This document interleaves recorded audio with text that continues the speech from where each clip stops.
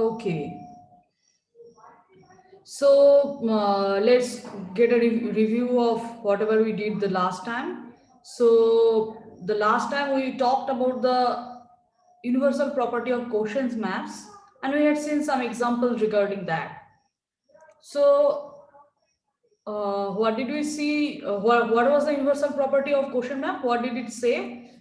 It says that if we are having a quotient continuous map between two topological space. Okay, let me write it here so that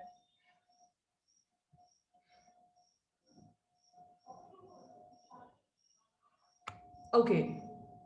So we are having a map F from a topological space X to another topological space Y, and X is endowed with some equivalence relation where the property F is continuous, and F also has one additional property, and the property is that F is constant on the equivalence class. That means if x1 and x2 are related, this implies f of x1 equal to f of x2.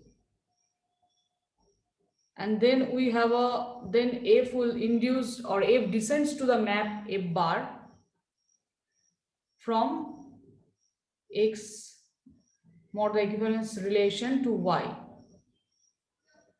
And the universal property says that if F is continuous, then F bar will also be continuous. And the second part of universal property says that if F is a quotient map, then F bar will be a homeomorphism, right? That's what we had seen in the last time. So as of now, it is there in our mind that the motto of universal property is what it is to get the so in some way it is to uh, get to know what is the space X mod the equivalence relation together with the quotient topology. Remember again, X mod this relation is just a set. We endowed this with the quotient topology. What does that mean? It means that we endowed this map with this continuous map X to X tilde. So endowed X mod the equivalence relation with the quotient topology means giving a topology on X tilde which will make the map pi, giving is the largest topology on X mod the equivalence relation which will make the map pi continuous. So this is what the definition of quotient topology on X mod the equivalence relation. So now the universal property gives us the hope to see when the abstract space X mod the equivalence relation will be homeomorphic or will be in some way can be identified or thought of as to a known topological space Y, right? That was the motto of universal property. Okay, so today we are actually going through some examples to make this concept more deep and clear to us, just through some examples and to how to apply the equivalence relation. I think all of you already have some idea that the map F should be like, this is the in our example for a given X topological space X, we should always to get to see that what is our Y, we need to construct or we need to somehow figure out what will be our map F. This is what we learn to, it's over the practice will or the intuition which will help us to understand what the map F will be in each of the equivalence, in each of the examples. That's what we are learning, we will learn for today's lecture. Okay, let's see this more rigorously.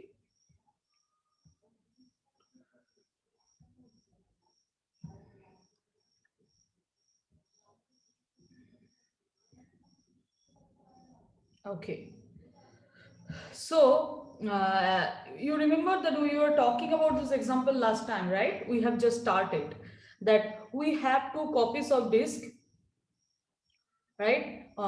Here X is d2 cross minus 1 comma 1.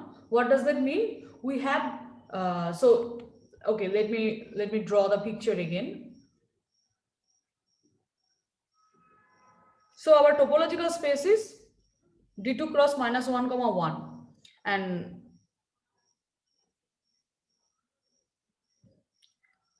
it means that I have the, and I am kind of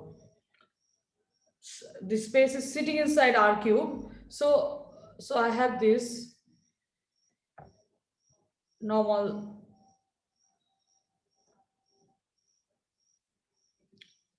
R cube space, and here I have the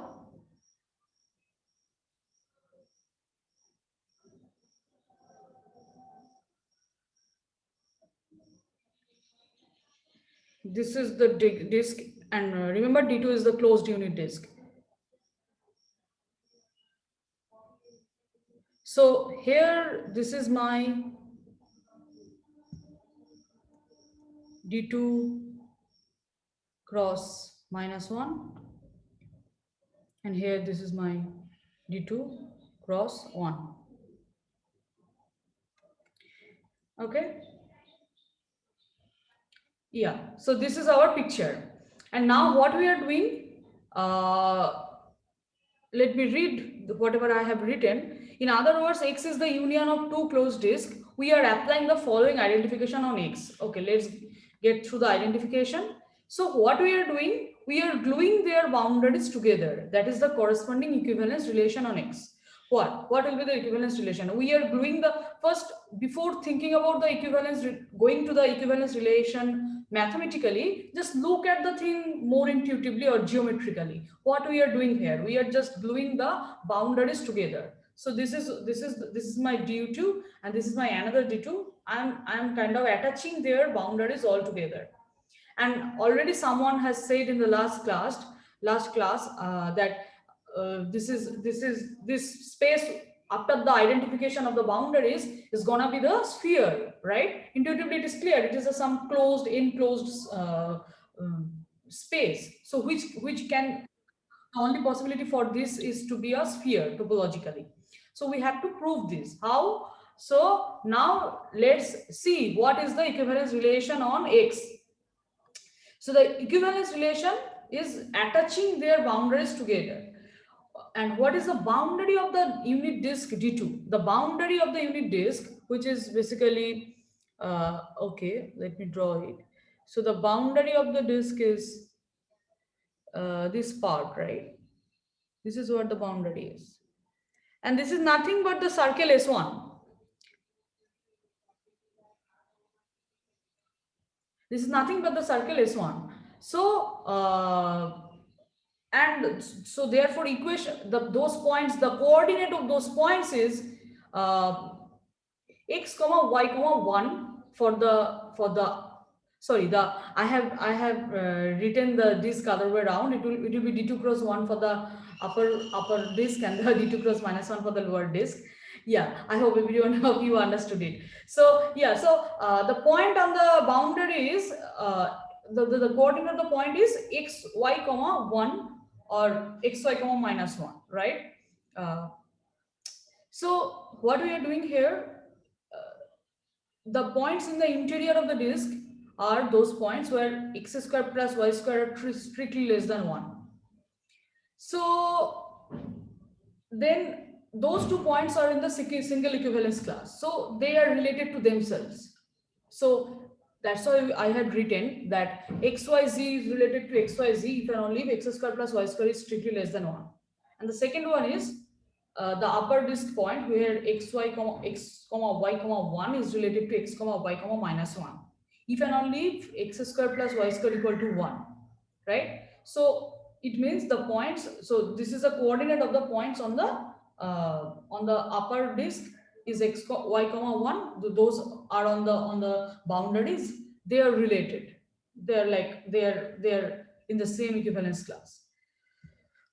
Okay.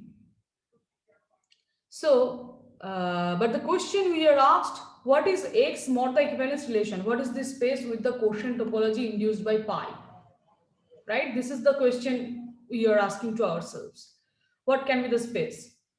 Therefore, again, we need to do the appropriate guess about what can be the abstract space X mod the equivalence relation endowed with quotient topology induced by pi. Hence, we need to guess our Y and find our F. Right? First, we have some intuitive idea about this space in our mind. Oh no, yeah, this space could be sphere. And now let's find the map F from the space X to the sphere. Right? So what can be our guess? For sure the function f should have the property. Which property it should have? That it should send the point xy comma 1 and xy comma minus 1 to a single equivalence to a single point, and on the rest of the part of x, the map f should be injective. So what is this? What I'm trying to say here, that the map f should map this part, this interior part. They are in the single equivalence class. So the interior part should map injectively to some space somewhere, and then this outer boundaries, these two boundaries, each point, like the corresponding 2 points xy minus 1 and xy1 and xy minus 1, these 2 points are in the relation. So they too will be mapped to a single class, single point. That is what we should do here. Okay, so let's see how we are doing it.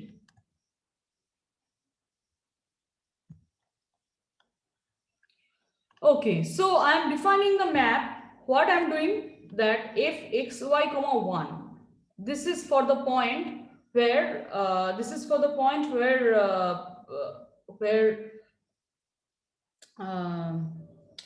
x square plus y square is strictly less than 1. That means those are the points on in the interior. So I am sending them to x comma y comma root over of 1 minus x square minus y square. And the point f of xy comma plus minus 1 will map to xy comma 0 when x square plus y square equal to 1. So now see, and also I think that also another part is missing here. The part is that which I forgot to write. Okay, so also you see that it is the point xy comma 1, and there could be the point xy minus 1, which is in the lower disk. And in that case, if x square here, if x square plus y square is strictly less than 1, this means x square plus y square are strictly less than 1. This means these are the points x square plus y square strictly less than 1. So therefore these are the points in the lower disk. And if my what is that? These are the points xy1 where x square plus y square less than 1. These are the points in the upper disk, right? So and xy plus minus 1, these are the points on the boundaries, this and this. I hope this picture is understandable, but yeah, I just try to understand a bit, like so yeah, so then so this is my map, and yeah, so I'm trying to make you to see that this map is not that unnatural to us, like, because what we are doing here, we are trying to get a sphere from this space. So what we are doing through this map, let's see this through some picture. So what we are doing, we are getting a sphere out of this. So how we are making this map? We are sending those points in the boundaries to xy comma 0, right? So and the point on the, so what we are doing, the interior part of this upper disk will be sent where? Will be sent to the upper part of the sphere. That means the upper hemisphere. And the interior part of the lower disk will be sent to the lower hemisphere. And all the points on the boundaries which we are identifying, those will map to the circle, the great circle, right? This is a great circle. So these sky colored things will be mapped here. That means the boundaries. So the picture is a mess here a bit. I am trying to, I'll omit this and I'll erase it, and I'll make a better picture for you to understand.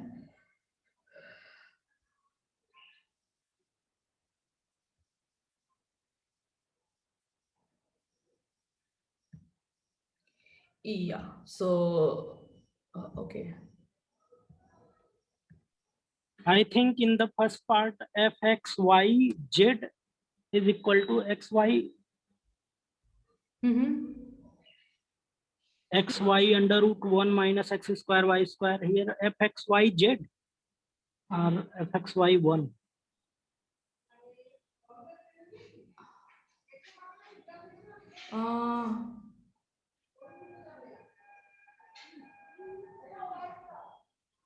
No, it is 1, right? Because our Z is 1, right? Because if you see what is our space is this X. But you are sending the interior point, no? Yeah, but the thing is that our Z coordinate is always plus or minus 1, because see, our space is this.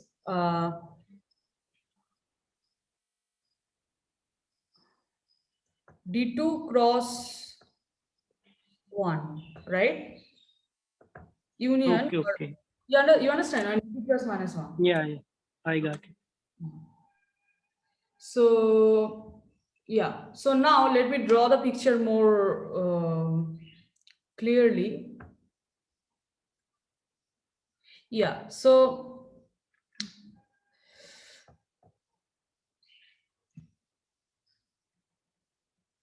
what do we have? First, we have 2 copies of disk, and this is our X, Y, Z, and then I have a space disk here. I have a disk here, and their boundaries are like this. This is to emphasize that I'm attaching their boundaries together, and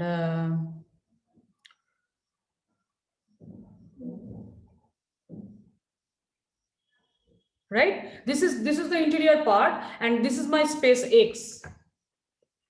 So now what the map F is doing? Let's see that. Okay, so F is sending it to the sphere. So here I have my sphere.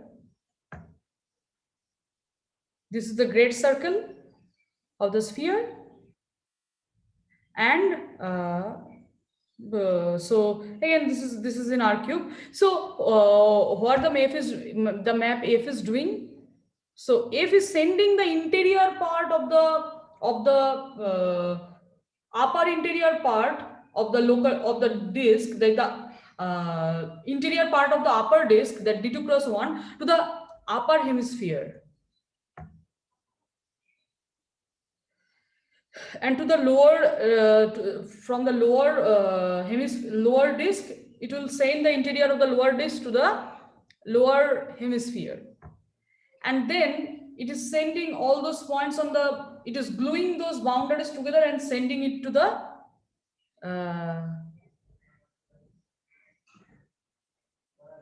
the great circle. So for the convenience, let me put the same color, then it will be easy for you to understand. So the sky things, which is sky again on the top, is the sky thing, in sky. This is the image of the sky things on the top to the bottom. Like the F is sending the sky things to the sky things, and then what is the other color? Yeah, so other color is this, and then this is the part, upper part, and this is the lower part. So this is my interior.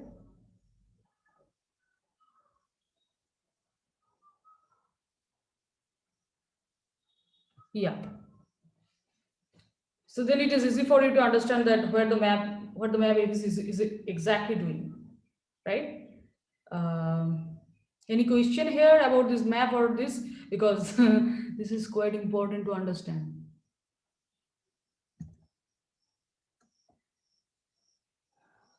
Okay, now let me get through these notes.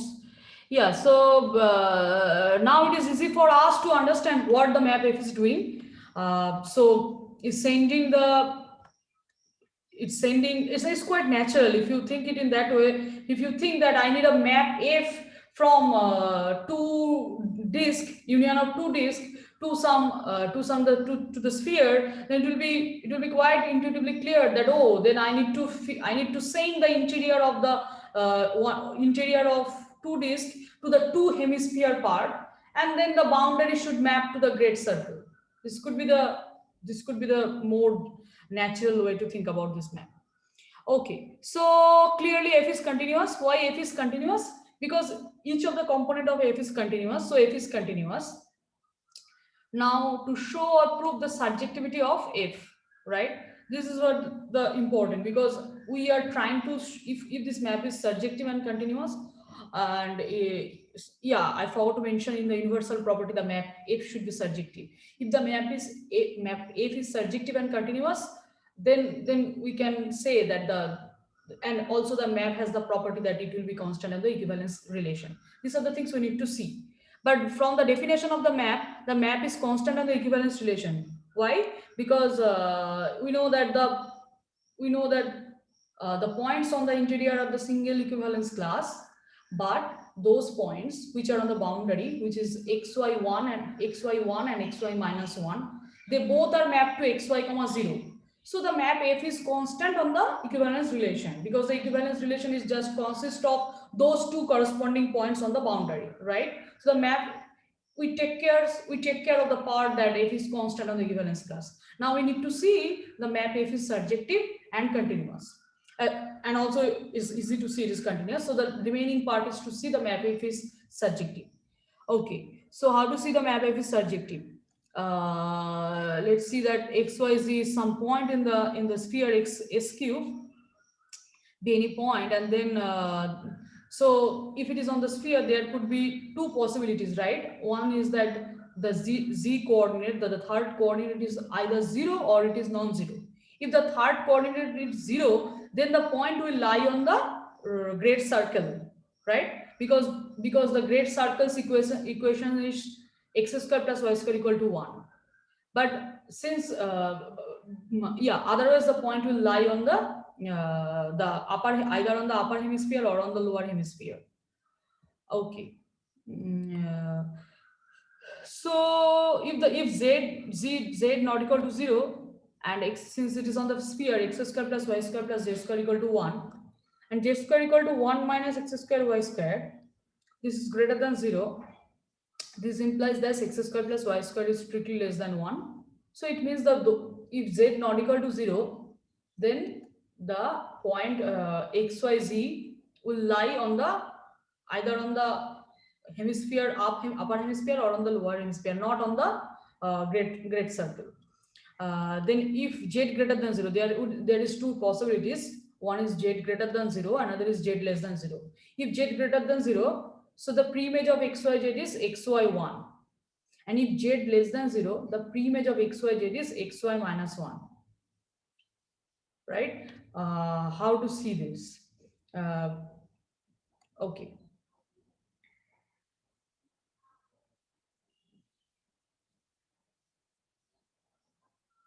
So the point is xyz.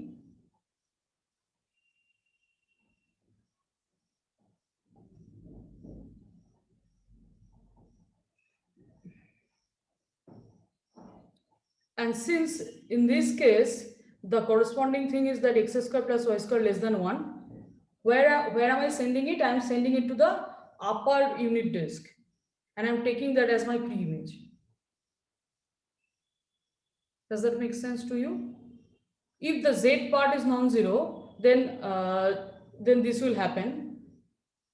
And for z, either z could be greater than 0 or z could be less than 0. So if z is greater than 0, I am taking the point xy comma 1, and that will send me this to this point that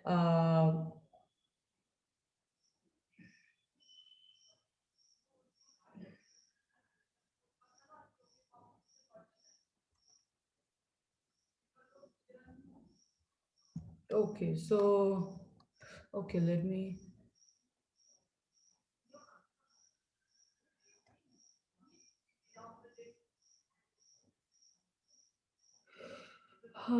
annotate.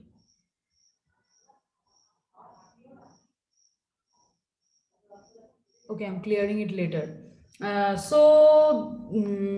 if z equal to 0, the pre-image of xy 0 is xy plus minus 1, where x square plus y square equal to 1.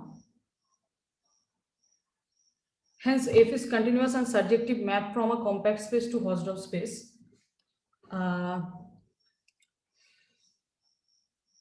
No, I think that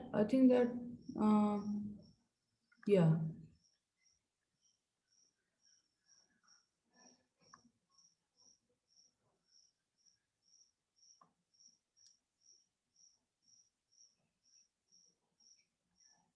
Yeah, the essential thing is here is to notice that see, so I have the point xyz on the sphere, and I want to get a inverse image of that point, right? And I can write it as, if my z not equal to 0, I'm assuming this case, then I can write it as xy comma root over of 1 minus x square comma y square. And if z greater than 0, then this will be 1 minus x square minus y square.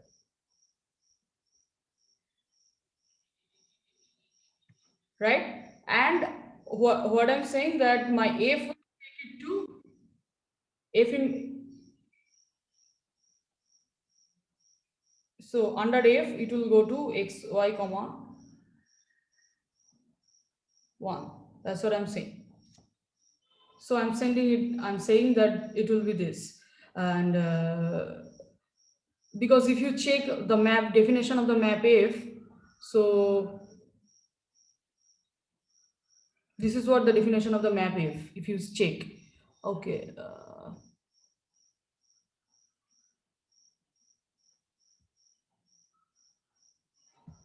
Okay, so if you check, this is the problem. If I clear the drawing, all the drawings will be clear. So yeah, so the definition of the map f is this only, right? This is what the definition of the map f.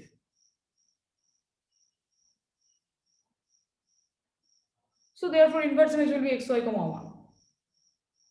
And this is my xy comma z. Since z equal to root over of 1 minus x square minus y square, if z not equal to 0. Okay.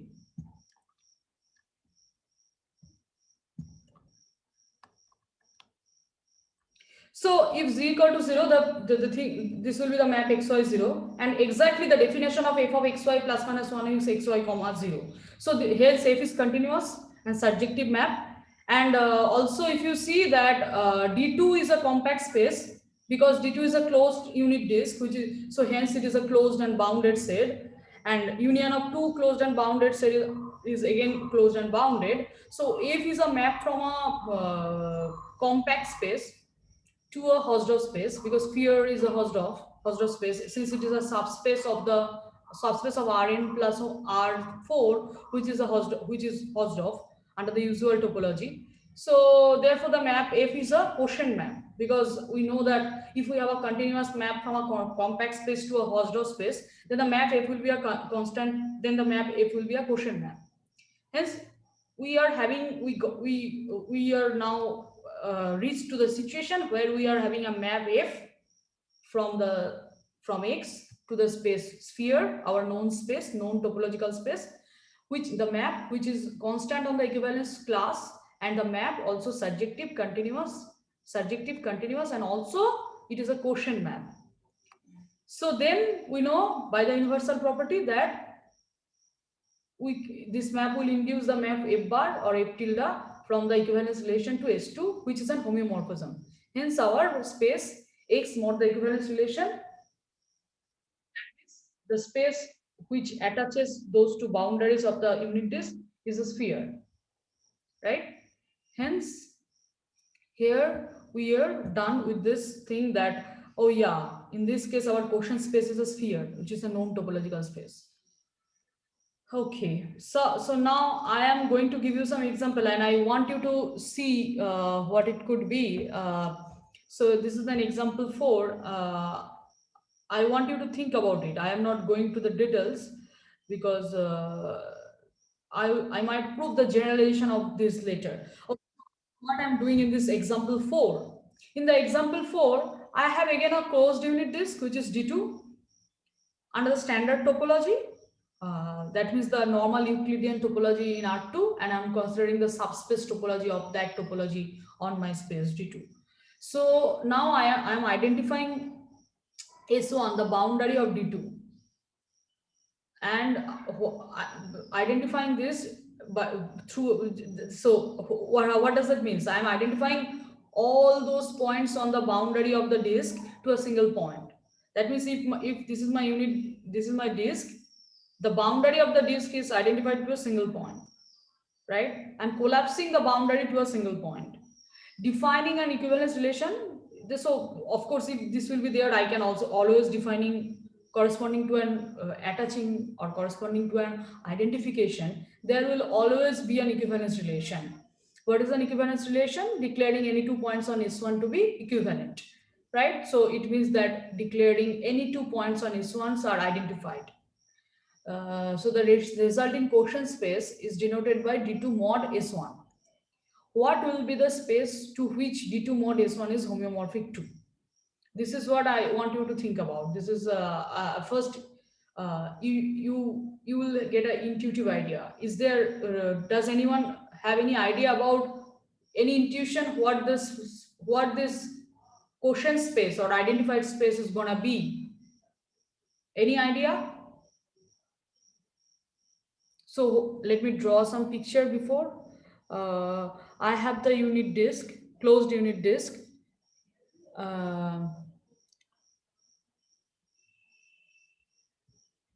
And I am identifying every point on the boundary.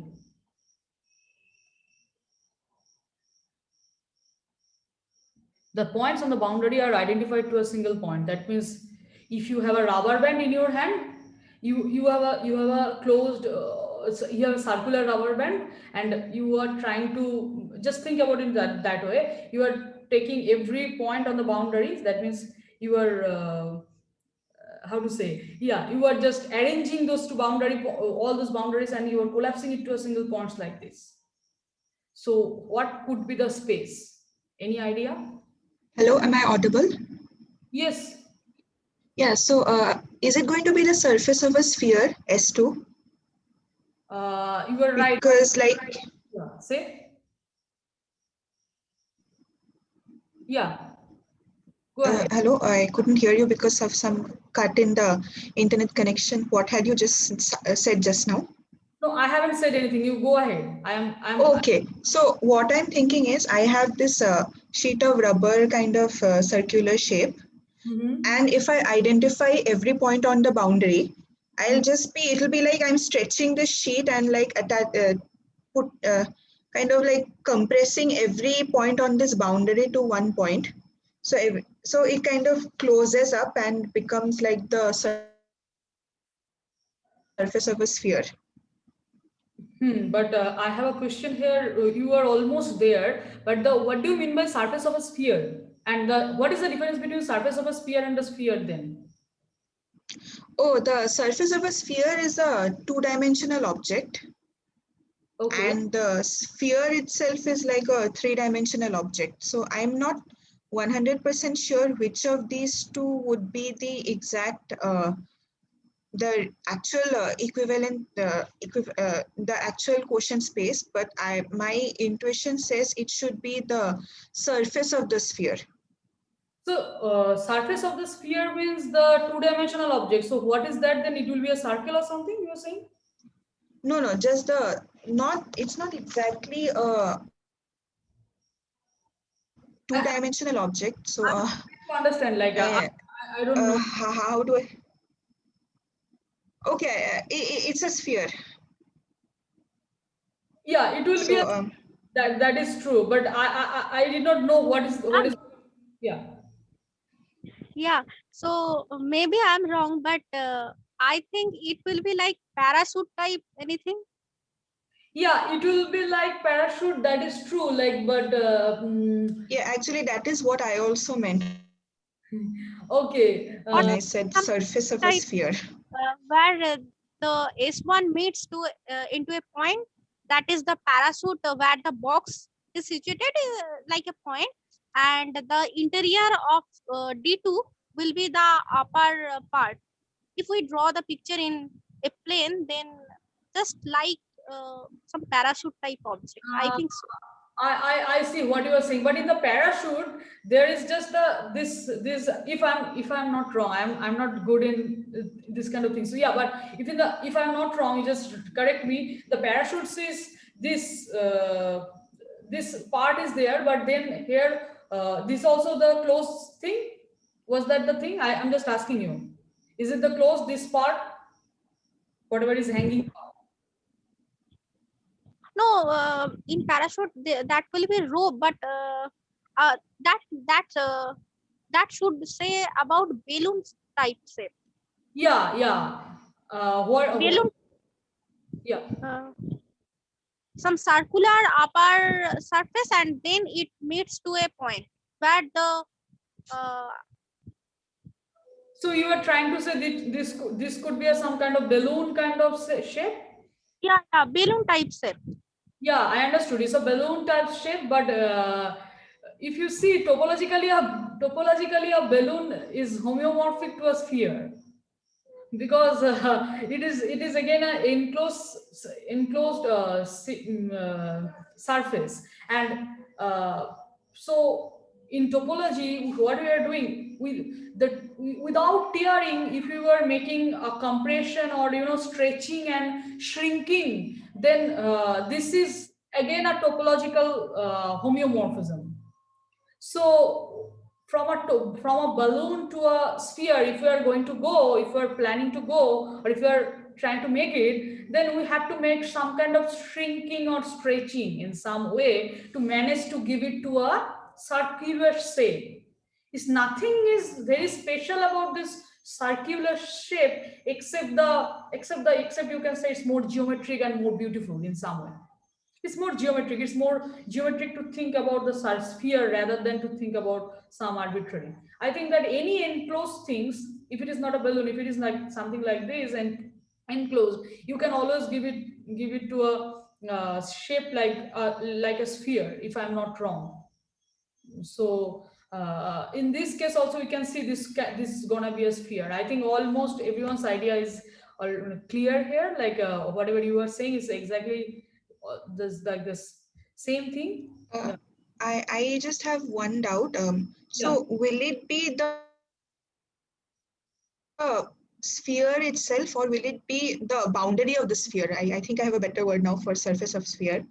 Will it be will the quotient space be the entire like sphere, for example, like the balloon along with the air inside it, or will it just be the boundary of the sphere, that is the rubber sheet which is making up the balloon?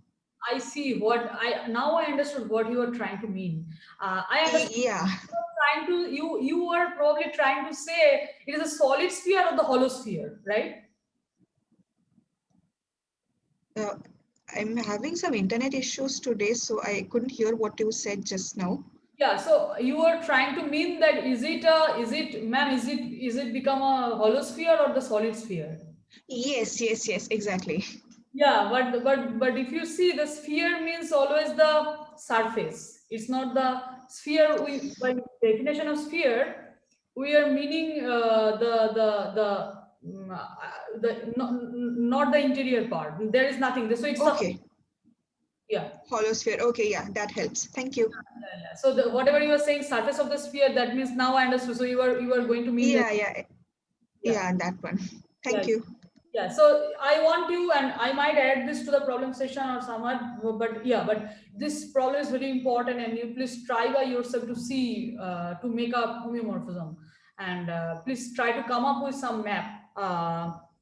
And okay, we'll discuss about this later. But please let me know if you can find, if I want you or emphasize you to find a map F from the space X, which is D2, to the sphere.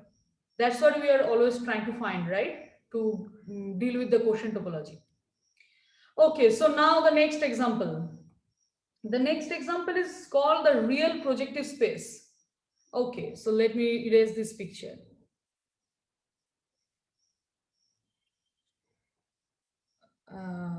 Yeah, so what we are doing here.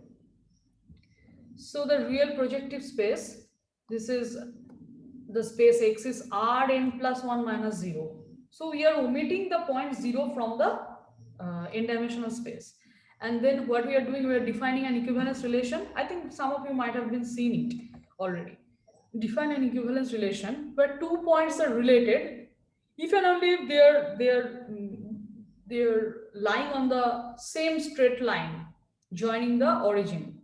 So why what is this? Let me draw the picture. It will be better to write it, draw it rather than to say something. Yeah. So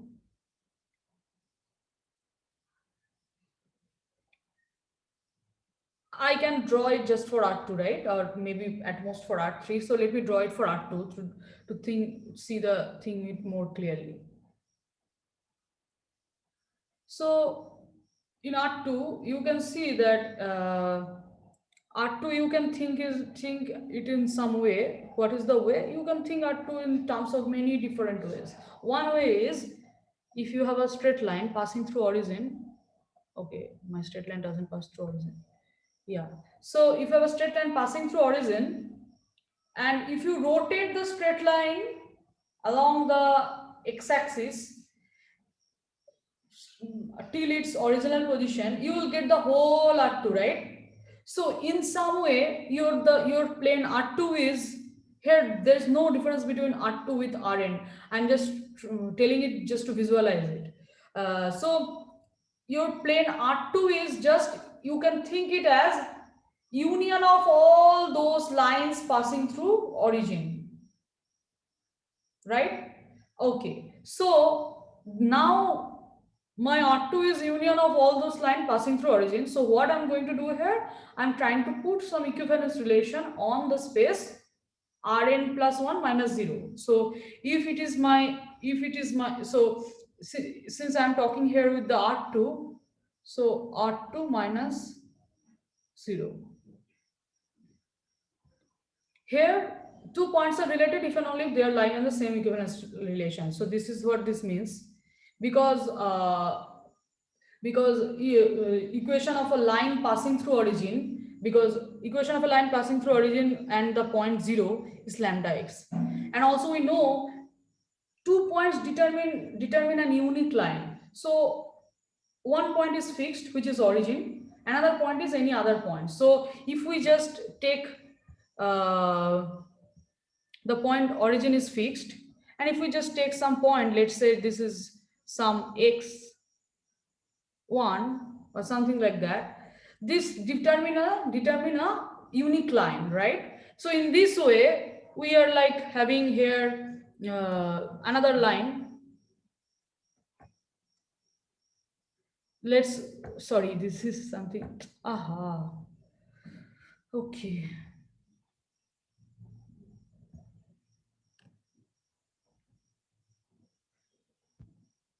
Yeah, so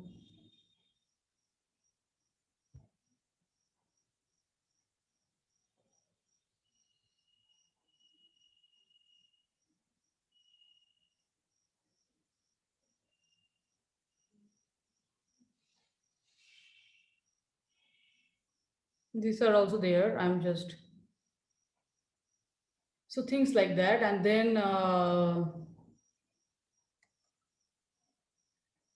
yeah. So here, if you say that, if you say, so what you are saying that 2 points are related if and only this they are lying in the same line. So any 2 points on these lines are related, or any 2 points on these lines are related, and also here if you see the equivalence relation mathematically, it says that x and y are related if there exists a lambda not equal to 0 such that x equal to lambda y. Why?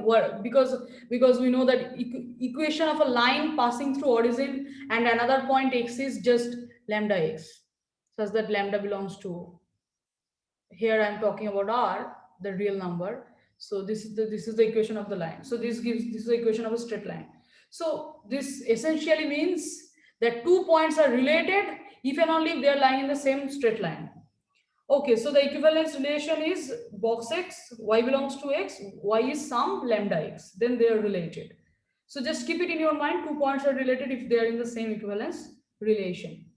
Same equivalence if they are on the same straight line, sorry. Yeah, so then here the quotient space is RPN. We are denoting it, we are under this equivalence relation on the space x equal to Rn plus 1 minus 0. The quotient space is Rpn, which is Rn plus 1 minus 0 mod the equivalence relation ended with the quotient topology, right? This map pi will be continuous, that is the quotient topology. So it's called the real projective space. So RPN is the space of all line Rn plus 1 passing the origin. So here in this space, each line is a single point, right? Every line I'm considering a single point. And why? Because because origin and another point x will give me a exactly unique line. So corresponding to each point, I can get a point. I can get a line. So this is what the equivalence relation. Let me know if you have any doubts there, because yeah, this is quite abstract, and let me know if any questions. Any question is there, please ask me. Is there any question?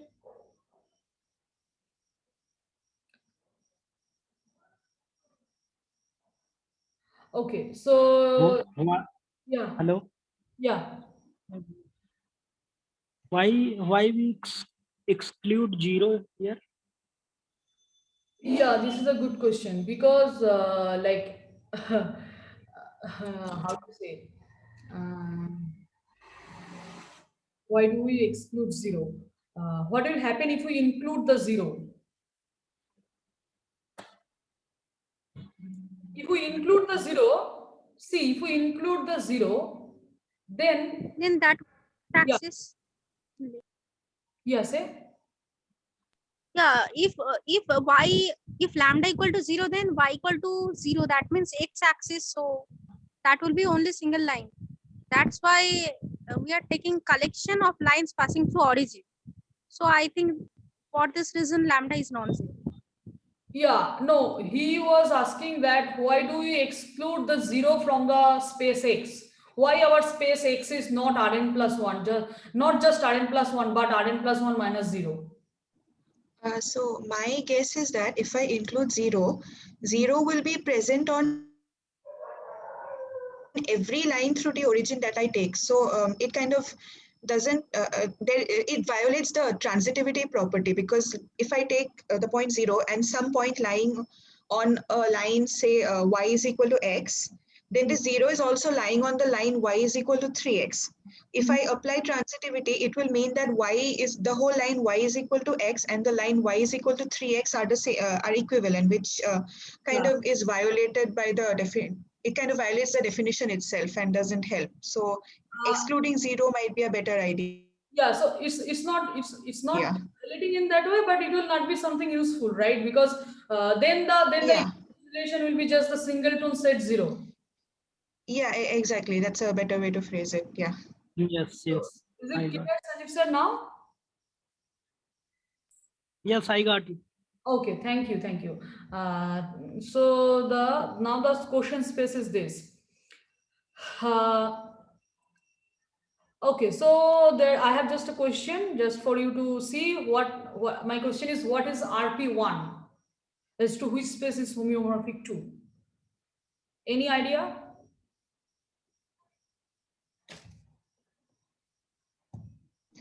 Hello, just a guess. So if I take a line Mhm. passing through the origin, I can kind of like identify it using its slope. And the slopes of the line are, they can, so the angle formed by the line with the positive x-axis can range from minus pi to minus pi by 2 to pi by 2. Mhm. And if I identify, and the tan values of the and the tan values of the set from minus pi by 2 to pi by 2 range from minus infinity to infinity. So I think RP1 will be homeomorphic to the real line R1, like R, just R. I'm not sure, but this is just my guess. Okay, I understood what you were saying. Okay, so if you see it, just let me draw the picture again. RP1 means, see, if whenever we start with Rn plus 1, the dimension was 1 less, right? This Yeah, is something to observe. We start with Rn plus 1 here, and then the definition was about RPN. So whenever n plus 1, then we are defining its RPN. So since we are talking about RP1, we will start with R2, right? So our yeah, space will be R2 minus 0. Okay, so what we are doing here, x is R2 minus 0,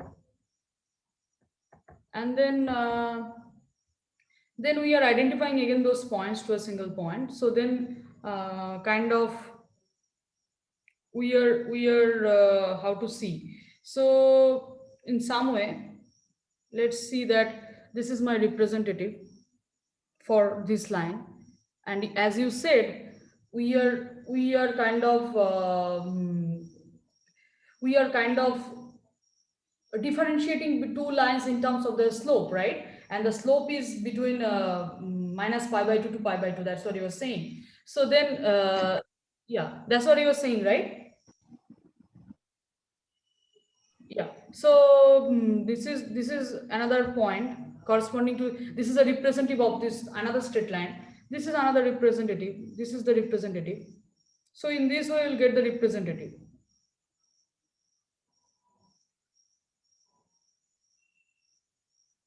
Right, so for each line the representative will be this, and this for this line this representative will be this.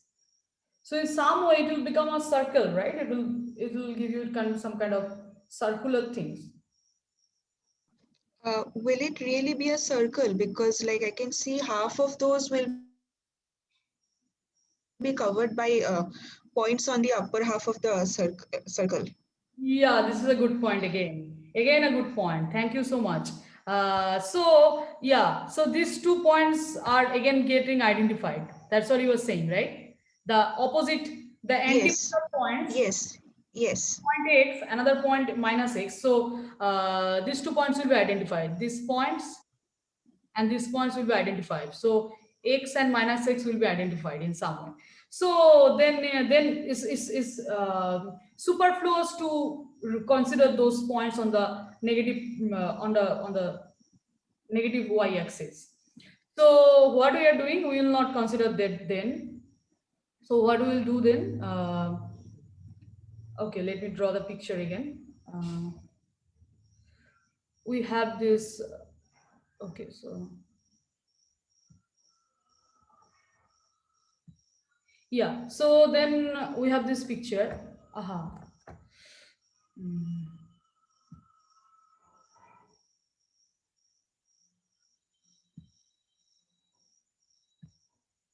Yeah, so we have this picture like this, and then this, and then let's first start from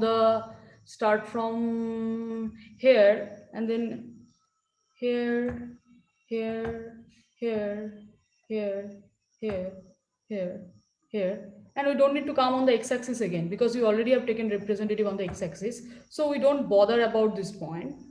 This point, we don't bother. Because these 2 points again are on the same equivalence relate class. So it will be whatever you were saying, that it will be like it could be thought of as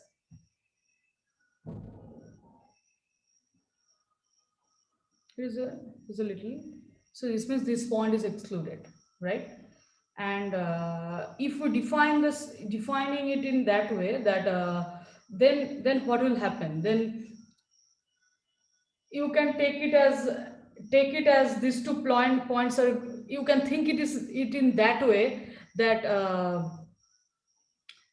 in our quotient space these 2 points are same. So that means they are glued together, right? These 2 points are considered as the same point. So that means intuitively, whenever we are doing the quotient space, this point is not there means that point and this point are in the single equivalence class. That point, these 2 points are glued there in the glued means they are considered as a single point there in the quotient space. So hence it will give you the circle in some way. I see. So I just have another question. We define RPN as the set of lines generated from R power n plus 1 minus 0.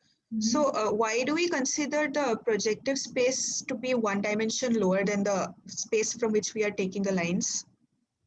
That is like, why is it RPN and not RPN plus 1? Okay, because if you start with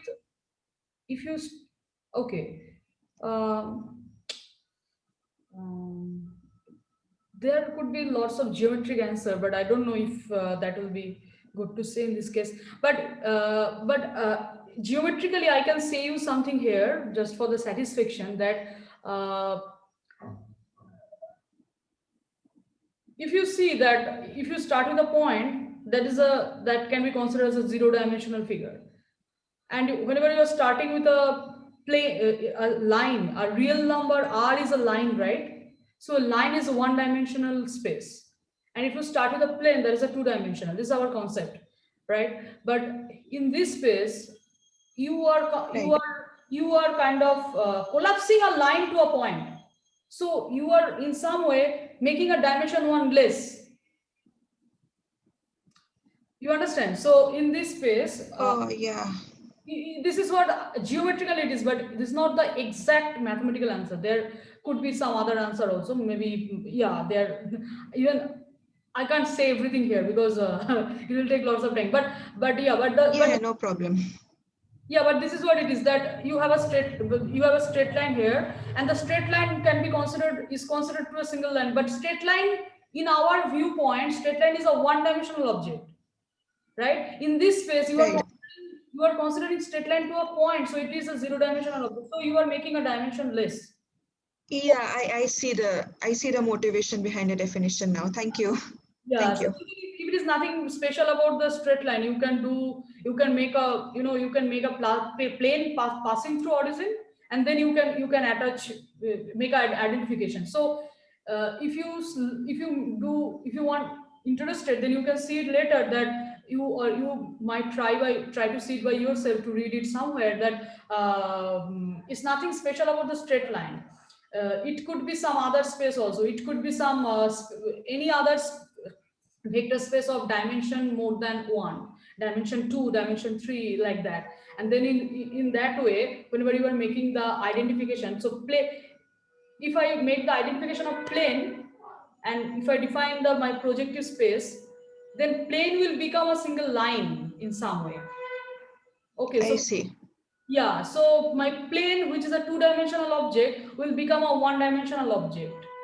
So then that's why the dimension is becoming 1 less in whenever we are doing the projective thing. Yeah. Right, I get the idea now. Thank you. You are welcome. Okay, so yeah, so this is what the RP1, and then okay, so now there is a different way to define the RPN, the projective n space. What is a different way? So under the double star, I had written that on Sn, define the equivalence relation x related to y if and only if x equal to y or x equal to minus y. This will also give the same space. My claim is this will also be the RPN what we have defined before.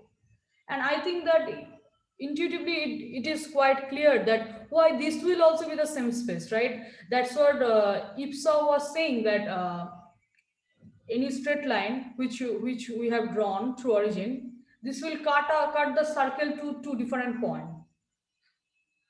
Let me draw the picture.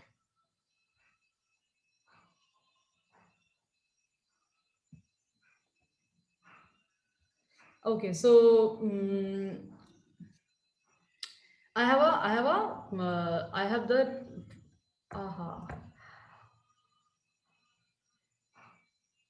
yeah, so this is what, why it is going like this. Yeah, so this is what the space, and I have bunch of straight lines passing through horizon.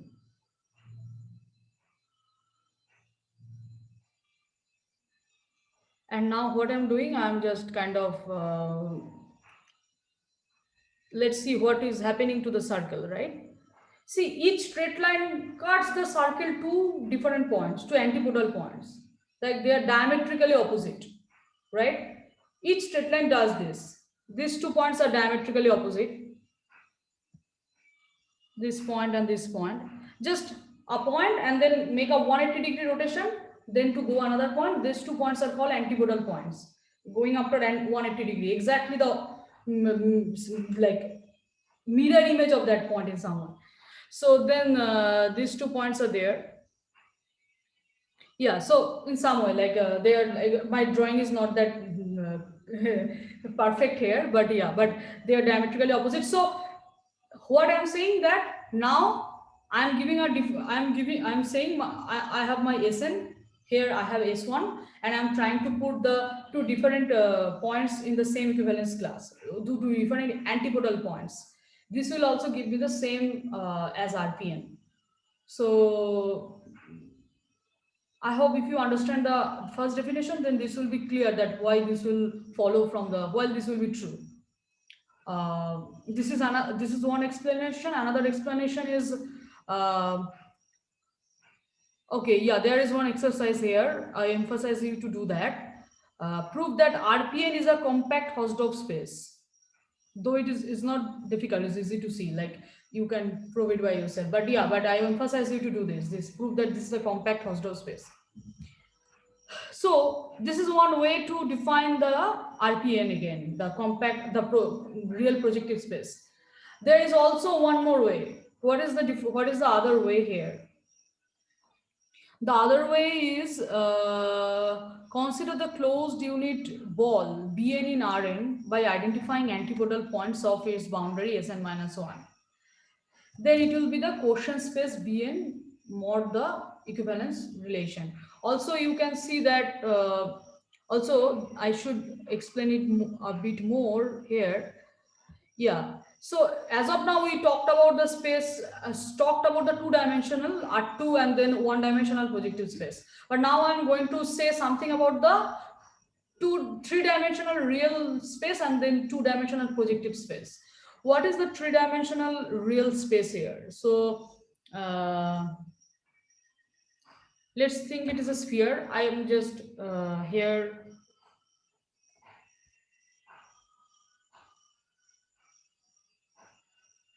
And then this is the x-axis, this is the y-axis, z. So this sphere is embedded in R cube, of course. This is H2. So now exactly like before, I have the antipodal identification. These two opposite points are identified. So what's the space I'm going to get? What's the space? Any idea, anyone?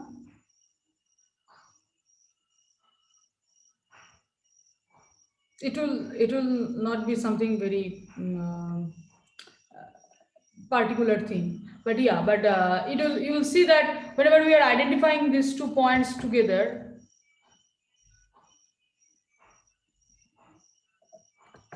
anything on these 2 points are, so you will get this kind of hemisphere. But these 2 points are again identified. So then this part will be there and this part will be missing. This is the missing part and this is also the missing part.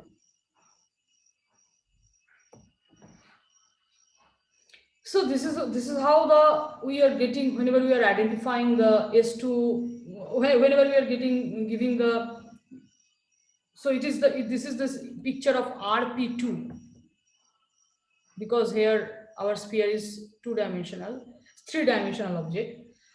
So we are getting RP2.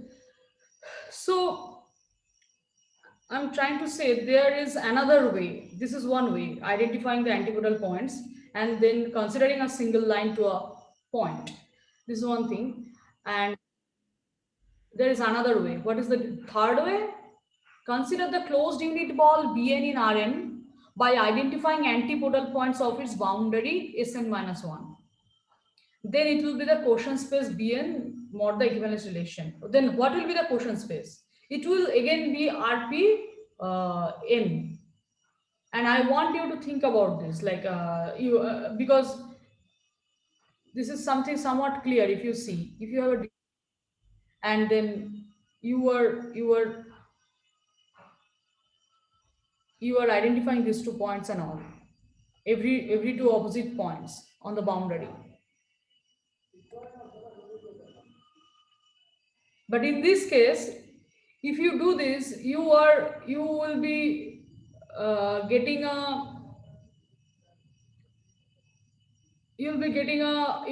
RPN from here. Like if you start with Bn, then you'll be getting an RPN, not the RPN minus 1. But yeah, similarly, like Sn, you will be getting RPN. Just these are the things to observe a bit, that yeah. So because Sn is embedded in Sn is embedded in Rn plus 1, not in Rn. Sn means that x1 square plus x2 square plus xn plus 1 whole square is equal to 1.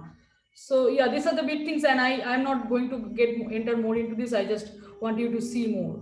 Like if you have any question or any doubt, please feel free to ask me here. Okay, so I am going to think of something more. Okay, let me enter something to new things, maybe. Yeah, some more things on quotient space. These are something there in my mind just to make the concept more solid and clear. So what is that? I'll start with some theorem here. If x to y be a continuous surjective map, if F maps open sets of x to open sets of y, or closed sets to closed sets, then F is an quotient map or identification map. So it means the theorem says a continuous surjective open map is a quotient map, or a continuous surjective closed map is a quotient map. But the converse is not true. A quotient map, there could be many more examples of quotient map which is not necessarily be the open map. Here, this is a good thing to see. That's why, like later we will see, like there could be lots of example. In the problem session, we will see it. So how to see this? This is that when that if it is an open map and continuous surjective, then it will be the quotient map. Okay, so U subset of y is open if and only if F inverse U is subset of x is open. This is what we need to show, that if it is quotient map means the map F is a quotient map means the topology induced by topology on x and the map F is the quotient topology on y. And what is the quotient topology? That U subset of y is open if and only if F inverse U subset of x is open. Okay, so how to see this? F inverse U subset of x is open, then F of F inverse U is open in y because the map is open map, and this means that U is open. Why? Because F is surjective. The only part will follow directly from the assumption that F is continuous. Okay, so this is nothing very difficult to see, but I want to include it because just to see that the difference between the importance of open map and closed map. There could be, and why this is important, because this is something related to the open set in a space. I'll see this, I'll show it to you later in, okay. Um, okay, I'm just try to give you some alternative way. May some of you already have this thing in your mind, it's not difficult to understand. So the proposition is, let f x2 y be an onto a surjective map. Then the quotient topology on y induced by f is the largest topology on y, which makes the map f continuous. I have said it plenty of times that this is the largest, this is the map which like this is the topology which is the largest topology on y, which makes the map f continuous. But what does that mean? Some of you might know, but some of you might not know that what does it mean to be a largest topology. These things are just to make your concept more clear. There's nothing very difficult to see. Let's denote tau q to be the quotient topology on y induced by the map f. So the map f, which is given onto surjective map and quotient map, that will induce the quotient topology on y. Let's denote that topology by tau q, and let tau be the another topology on y, which also makes the map f continuous. Then what is our aim? Our aim is to show that tau is less than equal to tau q. That means that every subset of tau consists of subset of the space X, right? Which we are defining as open set. So tau is less than equal to tau q means if u belongs to tau, then u belongs to tau q. What does that mean? If a set is open under the topology tau, then it will also be open under the topology tau q. This is called the largest topology. So whatever open here, I can consider those things as open there in my bigger topological space. Sorry, bigger topology, not the topological space. Space is fixed here. So if u belongs to tau, then u belongs to tau q. Let u belongs to tau, and since tau makes f x to y continuous, then f inverse u is open in X with the given topology. And since f inverse u is open in X, u is open in Y because the map f is a quotient map. And u is open in Y means u belongs to tau q. U is open in Y comma tau q because of the map. This is what this line is important, that U is open in Y comma tau q. This is important because it is important to see where it is open, under which topology it is open. Otherwise, openness doesn't mean anything. Okay, many times we did not talk about the topology because we already assumed under some topology and then we are doing our things. But yeah, so U is open under this topology. That means U belongs to tau q. Hence, U belongs to tau imply U belongs to tau q. Therefore, tau is less than equal to tau q. Hence, this is the it could be greater than any topology which makes the map F continuous. So under the condition that it will make the map F continuous, under that condition, this topology is the largest topology. Right? So yeah.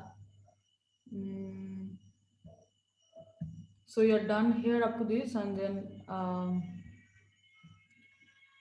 quotient topology is the largest topology. Okay. So any function f x to y gives rise to a partition of x. So here I am trying to give you a motivation to see it in terms of a different way. Though we already have seen it implicitly, now I am trying to see it explicitly, just to have our notion of quotienting very clear, what we are doing under the quotienting. Any function f x to y gives rise to a partition of x whose members are the subsets f inverse y. So if I have a map f x to y, then if I take the preimage of a single element, preimage of two different elements will be different, right? Like f inverse y1 intersection f inverse y2 will be the empty set. If there will be some point in common, that means that one point will map to one point will map to two different points. So therefore, for two different y1 and y2, f inverse y1 intersection f inverse y2 will be empty. And those things are also called fibers of an element. Yeah, or yeah, fibers over some map. So in some way, if you see I'm defining the space y star, which is the set f inverse of y. Mind it that f inverse y is not necessarily a singleton set, right? One element can have plenty of pre-images. So y star is a set f inverse of y. So a set f inverse of y is considered as a single element in this set. That is, y star is the set consisting of all fibers or inverse images of element of y in y. Since elements of y star forms a partition of x, we will have the equivalence relation corresponding to that partition. We know that corresponding to each equivalence relation, there will always be a partition, and corresponding to each partition, there will always be an equivalence relation. So, since elements of y star forms a partition of x, we will have the equivalence relation corresponding to that partition. Namely, define the relation tilde on x. x1 and x2 are related if and only if x1, x2 belongs to f inverse of y for some y. Right? So then what is the this is the alternative way to see what is our equivalence relation. It is, we are always might be thinking, oh, we have to put an equivalence relation on x, right? That's what we are doing the identification. But we can always put an equivalence relation on x by means of this way, that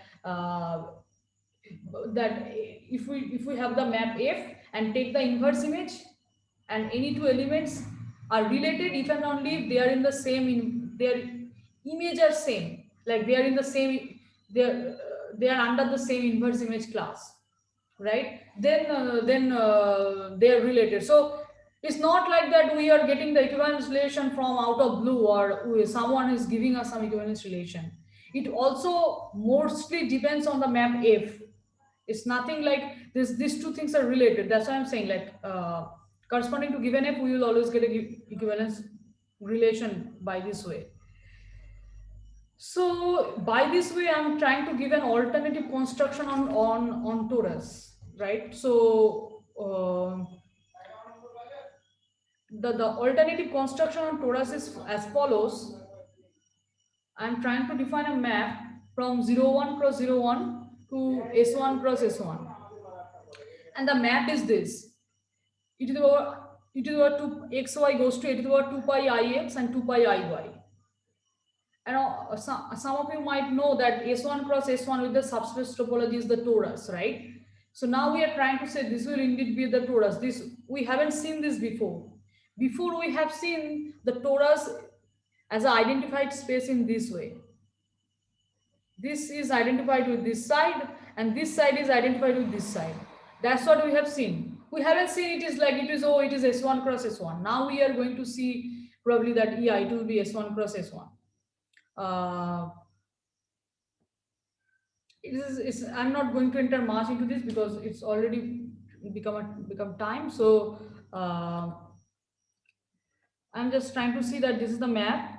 So what will be f inverse of z1 z2 for some z1 z2 belongs to c cross c. Like, I want to see this map is surjective, this map is continuous, and then this map will, if this map is continuous and surjective, then this map will going to become a quotient map.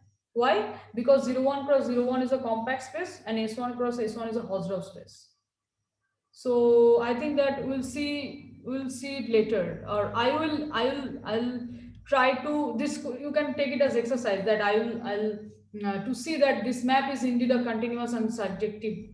It is continuous, this is clear, but why this map is a surjective map?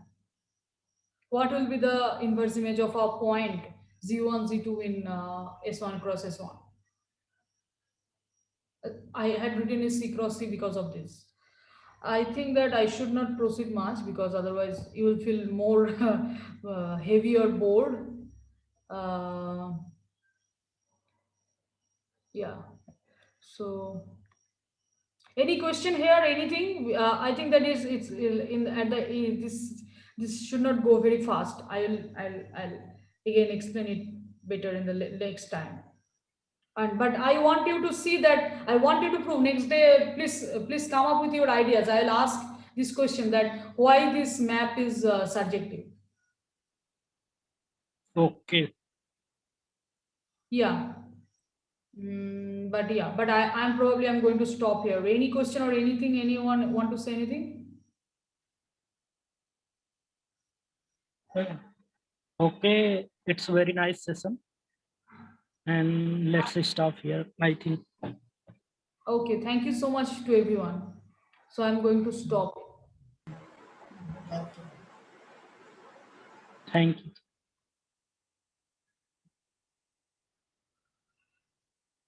Bye everyone. Good night. Bye bye.